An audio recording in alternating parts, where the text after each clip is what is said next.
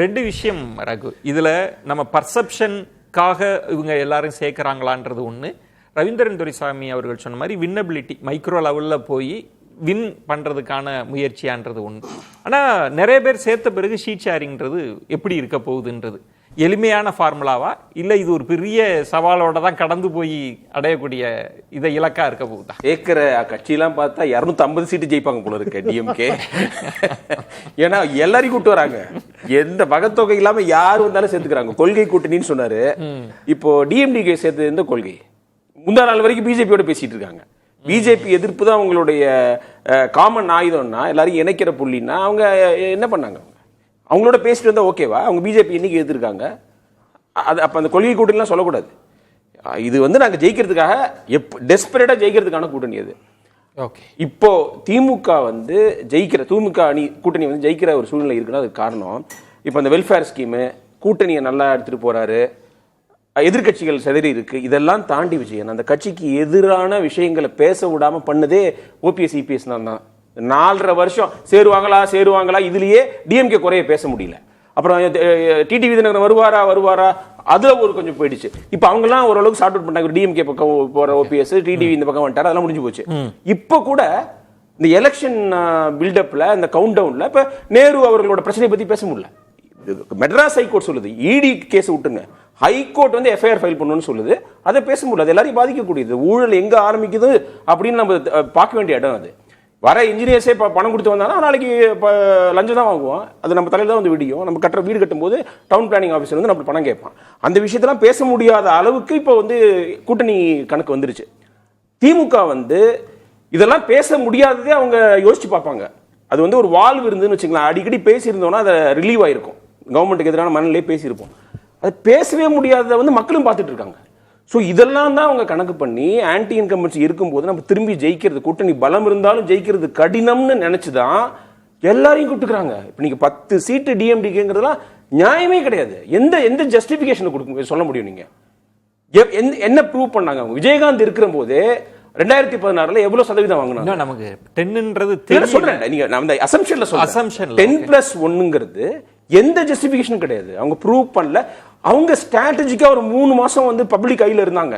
பிரேமலதா கோயிலுக்கு போறதுனா டிவியில காமிச்சாங்க, அங்க எல்லா இடத்துலயும் பேசினாங்க. அதனால கட்சி இன்னும் பயங்கரமா வைப்ரண்டா ஆக்டிவா இருக்கிற மாதிரி ஒரு பிம்பத்தை உருவாக்கி அந்த அந்த அந்த சீட்டு இன்கேஸ் நடந்துச்சுன்னா சொல்றேன். இப்போ விசிகேவெல்லாம் விஜய் வெத்தலைப்பாக்கு வச்சு கூப்பிட்டு இருக்காரு, வாங்க வாங்க வாங்கன்ட்டு.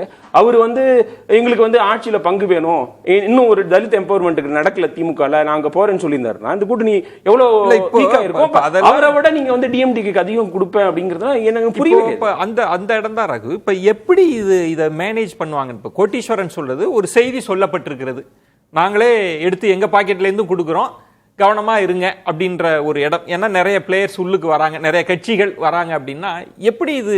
என்ன பொறுத்த வரைக்கும் மற்றவங்க அதிகமா கேட்க கூடாதுங்கிறதுக்காகவே டிஎம்டிகே கொண்டு வந்திருக்காங்கன்னு நினைக்கிறேன். எஸ்பெஷலி காங்கிரஸ் 35-41 சொல்லிட்டு இருக்கீங்கல்ல, ஏற்கனவே அதே நிலைமையை தான் அதே சீட்ஸ் தான் இந்த முறையும் கொடுப்பேன் அப்படின்னு ஒரிஜினல் பிளானா இருந்தா கூட இப்போ அதுக்கும் மேல இவங்களை கொண்டு வந்ததுனால இப்போ இவர் வருவாரு, ஓபிஎஸ் வருவாரு, அவர் திமுக சேர்ந்தா கூட அவரு கோட்டால ஒரு 2-3 சீட் கொடுக்கணும்ல. இந்த கணக்கு எல்லாத்தையும் சேர்த்து வச்சு உங்களுக்கு குறைக்காம இருக்கும் பாருங்க, அதுக்கே நீங்க சந்தோஷப்படுங்க, அதையே வாங்கிக்கிங்க. இப்ப இந்த ராஜ்யசபா எலெக்ஷன் அனௌன்ஸ்மென்ட் சரியான நேரத்துல கூட்டணி கட்சிகள்லாம் ஏத்துப்பாங்களா? வேற என்ன சாய்ஸ் இருக்கு?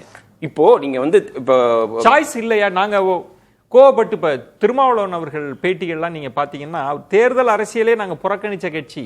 ஒரு முறை என்கிட்ட நேர்காணலே கோவமா சொன்னாங்க, நான் தூக்கி எறிஞ்சிட்டு போயிட்டே இருப்பேன் அப்படின்ற அளவுல ஒரு உணர்ச்சிகரமா இருக்கக்கூடியவங்க. நீங்க வைகோ அவர்கள் நீங்க பார்த்திருக்கலாம், அவரு சில முடிவுக்காக கட்சி தேர்தலே புறக்கணிக்கிறேன்ற தன்மையெல்லாம் பார்த்திருக்கோம். தேர்தலை எப்படி அப்ரோச் பண்ணக்கூடாதுக்கு வைகோ தான் எடுத்துக்காட்டு. 2001 நீங்க பாத்தீங்கன்னா அவரே கூட ஒத்துக்கிட்டாரு. அதனால நீங்க வைகோ ஒருத்தருக்கு கூட ஒருத்தர் குறைச்சா பிரச்சனை வராதா? விசிக காங்கிரஸ் பெரிய முடிவு எடுத்தாதாங்க அது பாதிக்கும் அந்த கூட்டணியை. இம்பாக்ட் ஏற்படுத்துற அளவுக்கு வாக்கு வங்கி அவங்க தான் வச்சிருக்காங்க. காங்கிரஸ் வலுயிழந்து இருந்தாலும் ஒரு 4-5% இருக்குன்னு வச்சுங்களேன், அந்த கூட்டணியிலேயே அதிகபட்ச வாக்கு சதவீதம் அவங்க தான் வச்சிருக்காங்க. அதனாலதான் இவ்வளவு அவங்க பேசும்போதும் ஆட்சியில பங்குன்னு கேட்கும் போதும் மாணிக்கம் தாக்கூர் திரும்ப சோசியல் மீடியா போஸ்ட் போடும்போது நீங்க அமைதியா இருக்கிறதுக்கு காரணம் பெர்செப்ஷன் பேட்ல இழந்துருவாங்க. விஜயோட போய் அவங்க ஜெயிக்க முடியாதுன்னு இன்னொரு பக்கம் இருக்கட்டும், 70 சீட்டு வாங்கி ஜெயிக்க முடியாதுங்கிறது இருந்தா கூட இவங்களோட வரலாறு காங்கிரஸ் இல்லாம 89ல மட்டும்தான் ஏடிஎம்கே உடைஞ்ச போதுதான் அவங்களால ஜெயிக்க முடிஞ்சது. ஒன்று திரு ரகு, நீங்க சொன்னது கோட்டீஸ்வரன் சொன்ன பாயிண்ட், அது வரைக்கும் நீங்க எல்லாம் பேசுனீங்க. நீ நாங்க பேசுறதுக்கான நேரம், நாங்க டேபிள்ல உட்காந்துருக்கோன்ற இடத்துல உட்காந்துட்டாங்க. அதான் கோட்டீஸ்வரன் சொல்ல. நீங்க 35னே ஆரம்பிக்கலாம். காங்கிரஸ் இல்லங்க எங்களுக்கு 35னா எப்படி நடக்க போகுது? அவங்க பிராக்டிகல் டிஃபிகல்ட்டி கோட்டி சொன்ன மாதிரி ஐயுஎம்எல்ல பேச வச்சதே ஒரு ஸ்ட்ராட்டஜி தான்.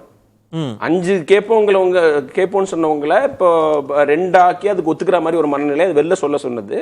அது காங்கிரஸ்க்கு மெசேஜ். நான் டிஎம்டிகே உள்ள கொண்டு அதை அவங்களுக்கு ஜெனரஸா சீட்ஸ் கொடுக்க போறாங்கன்னு ஒரு பேச்சு எழுது இல்ல, அதுவே ஒரு ஸ்ட்ராட்டஜிக் மூவ்ன்றனா என்னத்தை பெருசா ஆட் பண்ண போறாங்க டிஎம்டிகே?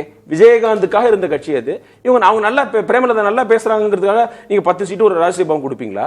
கேட்கறாது. அது காங்கிரஸுக்கு நீங்களும் வாங்க, ஆனா அதிக சீட் உங்களுக்கு காங்கிரஸ்க்கு எந்த வெற்றியும் கிடைச்சிடக்கூடாதுன்னு நினைக்கிறாங்க. இப்போ இந்த மாணிக்கம் தாக்கூர் பேசினதுக்கெல்லாம் ஒரு 30 அசம்பிளி சீட்ஸ் ஒரு ராஜ்யசபா சீட்னா அவர் பேசுனதுனால கொடுத்தாங்கன்னு ஒரு பேச்சு வரும்ல, எங்களுக்கு ஒரு வெற்றிப்பா ஆட்சியில பங்கு ஒத்துக்கலாம், அது கூட கொடுக்கூடாதுன்னு நினைக்கிறாங்க. இல்ல இப்ப கட்சிகள் எல்லாம் கூட்டணி கட்சிகள் ஏத்துக்க போறாங்களா இல்லையான்ற ஒரு கேள்வி இருக்குல்ல, இது எப்படி நடக்க போகுது? It's becoming too late. இது இப்ப நீங்க திருமாவளவன் விஜய் பத்தி இப்போ சமீபத்திலே நிறைய பேசியிருக்காரு. அவர் மத்தவங்க மாதிரி கிடையாது. இப்ப டிடிவி தினகரன் பேசிட்டு இந்த கூட்டணிக்கு வந்தாரு, அந்த மாதிரி கிடையாது. அவர் ஜெனரலா அவர் அப்படி பேசினாரா அந்த பக்கம் போக மாட்டாங்க ஒரு அர்த்தத்தை தான் எடுத்துக்க முடியும்.